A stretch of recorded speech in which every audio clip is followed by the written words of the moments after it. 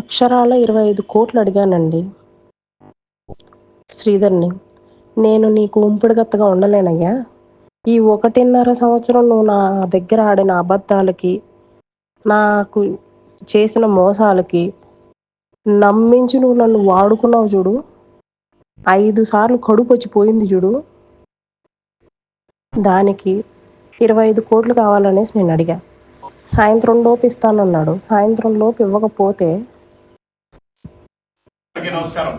ఈరోజు print media, electronic మీడియాకు ఈరోజు రైల్వే కోడూరు ఎమ్మెల్యే గారి మీద వచ్చిన దుష్ప్రచారంపై ఆ కన్న తల్లిని ద్వారా మీకు తెలియజేయడం జరుగుతోంది. ముఖ్యంగా ఇసుకపట్ల సృజన్ అనే ఒక ఆయన మన సింహాద్రిపురంలో ఉద్యోగం చేస్తూ పంచాయతీరాజ్ డిపార్ట్మెంట్ లో చనిపోయినాడు. చనిపోతే మానవతా దృక్పథం కింద ఆయన కూతురైనటువంటి వీణ అనే ఆమెకు మొట్టమొదటి పోస్టింగ్ రైల్వే కోడూరులో ఇచ్చారు. 2021 మార్చి 13వ తేదీ రైల్వే కోడూరు పంచాయతీ ఆఫీసులో జాయిన్ అయింది. 2 ఏళ్లు ప్రొబేషనరీ పీరియడ్ అయినా ఈ రోజుకి 5 ఏళ్ళైనా ఇంతవరకు ఆ అమ్మాయికి సర్వీస్ రిజిస్టర్ కాల. చెక్ చేసుకోండి. ఎందుకంటే సర్వీస్ రిజిస్టర్ ఇవ్వాలంటే ఆ కాండక్ట్ వాళ్ళు ఏదో కావాలి. మీరు ఇకపోతే ఏమన్నారు, కానీ ఎలా జీతం తీసుకునేందో ఆ దేవుడికి తెలియాలి. ఎస్ఆర్ కూడా స్టడీ కాకుండా ఈ లేడీ మా ఎమ్మెల్యే దగ్గరికి పిఏగా ఉంటాను అని వెళ్ళింది. ఆ రోజే మేము ఇదే సినిమా కాదు, ఎవరు ఆడవాళ్ళు అర్ధరాత్రులు అపరాత్రులు వద్దు అని చెప్పి ముఖ్యంగా ఇన్ఛార్జి గారైతే మేమైతేనేమి జనసేన పార్టీ ఖండించాం. దాంతో కొంత సోషల్ మీడియా ఇన్ఫ్లుయెన్సర్ ఇన్స్టా, ఈ మధ్య యువత మీరు గమనించాల్సింది ఏంటంటే ప్రతి ఒక్కరికి ఇన్స్టా, ఫేస్బుక్ ఎక్కువ వాడతారు. అట్ ది సేమ్ టైం ఆ ఇన్స్టాలో మా ఎమ్మెల్యే గారికి మెసేజ్లు పెడుతూ యంగెస్ట్ ఎమ్మెల్యే, కంగ్రాచులేషన్స్ సార్, మీరు అదే సామాజిక వర్గం ఒకటే. సామాజిక వర్గంలో మామూలుగా ఇప్పుడు కొన్ని ఉంటాయి, అంటే పోకనాటి అట్లంట, మేము ఇది మీరేంటి అంటే ఎవరైనా స్పందిస్తారు. సాటి సామాజిక వర్గం ఎవరో అంటే మనం అని. ఈమె ఎమ్మెల్యే గారికి కానీ వాళ్ళ మదర్ వాళ్ళ దగ్గరకు పోయి నేను మిమ్మల్ని మ్యారేజ్ చేసుకోవాలి, నేను శ్రీధర్ని చేసుకోవాలి అని చెప్పి పెళ్లి కానట్లు వాళ్ళ తల్లిదండ్రుల దగ్గర మీకు బంధువులు అవుతామని చెప్పి పోతే వాళ్ళు తీవ్రంగా ఖండించి పంపించారు. ఆ రోజు నుంచి శ్రీధర్తో చాటింగ్ చేస్తూనే వీళ్లతో విపరీతంగా ఫోన్లు చేస్తూ కొంచెం టార్చర్ పెట్టింది. ఎటువంటి టార్చర్ అంటే అటువంటి టార్చర్. ఆమె నేను హిస్టరీ చెప్పను గాని ఆమె ఈ విషయం తెలిసినాక మా బాధ్యతగా తీసుకొని నేను ఒకసారి ఆమెకు ఫోన్ చేశాను.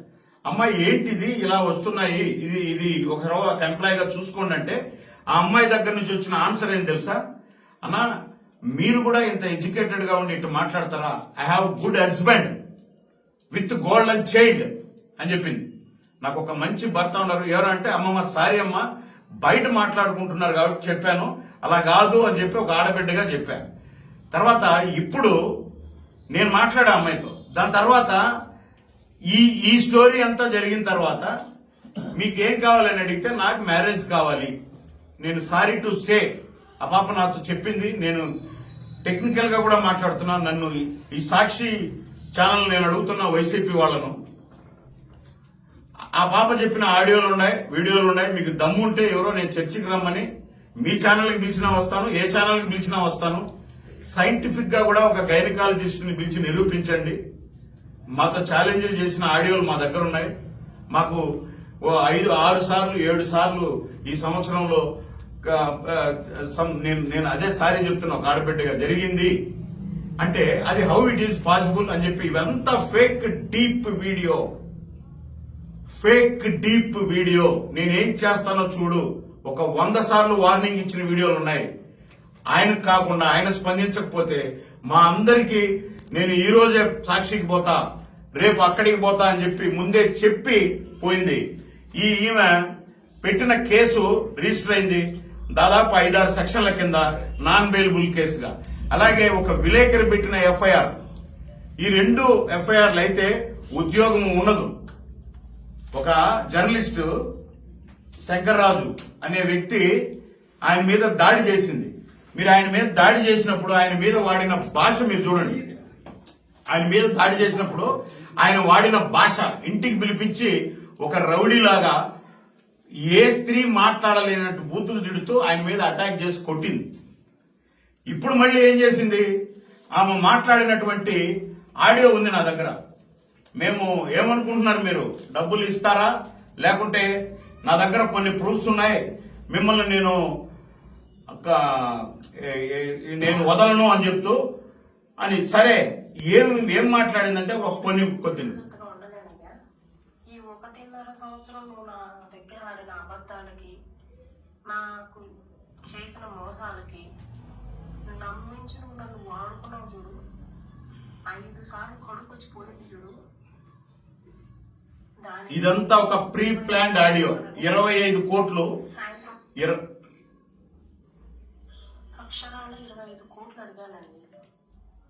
ఎందుకంటే ఏం కావాలండి, ఇప్పుడు నేను మిమ్మల్ని అందరినీ చేతులు జోడించి అడుగుతున్నా, అసలు జనసేన పార్టీకి ఏ విధమైనటువంటి సంబంధం లేకుండా ఒక హనీ ట్రాప్ లేడీ 25 కోట్ల రూపాయల కోసం ఒక ట్రాప్ చేసి అతని దగ్గర ఏదో కొన్ని మెసేజ్లు పెట్టించుకొని అతన్ని వీధిలో పెట్టే ప్రయత్నం చేస్తూ అతని ద్వారా ఎవరో ఇవ్వాలని ఇది మన గౌరవ విలేకరుని మీద దాడి చేసినటువంటి వీడియో. అక్కడ వాడిన భాష మీరందరూ వినండి.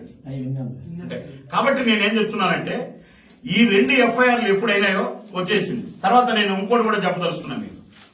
2021-22 నుంచి తిరుపతి పట్టణంలో ఆమె ఒక ఇల్లు తీసుకుని ఉంది. నేను పేదరాలను నాకేం తెలియదు అంటుంది కదా. తిరుపతి పట్టణంలో 3 సంవత్సరాల నుంచి ఇల్లు ఉంది. ఈమె చెప్తుంది కదా 1.5 సంవత్సరం నుంచి శ్రీధర్ అని. మరి ఈ ఇంటి ఓనరు కడప జిల్లా ఎస్పీకి కంప్లైంట్ చేశాడు. నన్ను బెదిరిస్తోందండి, మీ పంచాయతీ ఆఫీసులో వీణావాణి అని ఉండే ఒక లేడీ అని ఎస్పీకి పెడితే ఆ ఎస్పీ పంచాయతీ ఈవోకి పంపించాడు. అదేందయ్యా, అది ఖాళీ అన్నా చేయమను, డబ్బులన్నా ఇవ్వనని. అప్పుడు ఈవో ఆ ఎస్పీ గారికి ఇచ్చిన కంప్లైంట్ తో వాళ్ళు ఖాళీ చేయించండి లేదా డబ్బు ఇవ్వండి అని చెప్పి ఈవో ఇచ్చిన రిటర్ను ఎస్పీకి పెట్టుకున్నటువంటి ఆ ఓనర్ ఎస్పీకి పెట్టుకున్నటువంటి కంప్లైంట్. ఇలాంటివి కోకొల్లలు. బద్వేల్లో మొట్టమొదటి ఒక అతనికి ట్రాప్ వేసి 17 లక్షల రూపాయలతో కోర్టు ద్వారా విడిపోయింది. రెండోది భర్త. నేను అనుకోవడం అసలు ఈ భర్త అందరూ కలిసే చేసి ట్రాప్ వేశారు. ఇది ఎందుకంటే నేను చెప్తున్నా ఓకంగా, నేను ఆ పిల్లోడితో మాట్లాడి నాకు చేశాడు, అన్న నాకేదో న్యాయం చేస్తాను. ఏంటంటే అతను చెప్పిన మాట ఏంటంటే, నా దగ్గర చాలా హార్డ్ డిస్కులు ఉన్నాయన్న, మా ఇద్దరి దగ్గర ఏదో ఒకటి చేయకూడదు అన్నాడు. ఒకరోజు ఫస్ట్ టైం చేసినప్పుడు నా కొడుకుని నాకు ఇప్పి అన్నాడు. న్యాయమే కదా, ఇప్పిద్దాం అనుకుంటే అన్నాడు. ఇదంతా ఒక డ్రామా. ఇది డబ్బుల కోసం చేసిన డ్రామాలో ఒక 28-29 ఏళ్ల యువకుడులాగా అందరిలాగే ఇన్స్టా చూస్తున్నటువంటి ఒక యువకుడిని, ఎమ్మెల్యేని మోసం చేసి ఇప్పుడు ఇది కూడా ఏం నడుస్తుంది, నేను ప్రత్యక్షంగా నా చెల్లెలు లాంటి దానివమ్మ, నువ్వు రా కూర్చొని మాట్లాడదామని నేను పిలిపిస్తే నాతో ఆ పాప దాదాపు 1 అవర్ 1.5 అవర్ మాట్లాడింది. మీకు నేను ఓపెన్ చెప్తున్నా. సరే అన్నా. దాని తర్వాత మాకు తెలుస్తాయి కదా, 4 రోజుల నుంచి సాక్షికి పోతుందంట, ఎవరో ఆయన పొన్నవేలు సుధాకర్ రెడ్డిని కలుస్తాదంట, ఎంపీని కలుస్తాదంట, ఎక్స్ఎమ్మెల్యేని కలుస్తాదంట. ఇందాక సాక్షిలో ఎక్స్ఎమ్మెల్యే గారు కూడా నేను మీకు అండగా ఉంటాను ఆ పాపకు అన్నారు. ఎస్, మేమేమండి, పవన్ కళ్యాణ్ గారు, జనసేన పార్టీ, ఎన్డీఏ ఎవరైనా సరే అన్యాయం జరిగిన మహిళలకు అండగా మేమెందుకున్నాం. నేను ఎమ్మెల్యే గారిని కోరేది ఒకటే, న్యాయానికి అండగా ఉండండి. దాంట్లో నిజాలు ఎన్నో అండగా ఉండండి. లేదంటే ఇక్కడ చూస్తూ కూర్చోమేము, చాలా మందికి మేము అండగా ఉండాల్సింది వస్తుంది. అటువంటి విషయాల్లో మీరు కెలికి అనవసరంగా దీన్ని రాద్ధాంతం చేయదు. ఆల్రెడీ సాక్షి ఏం పెట్టిందండి, సాక్షి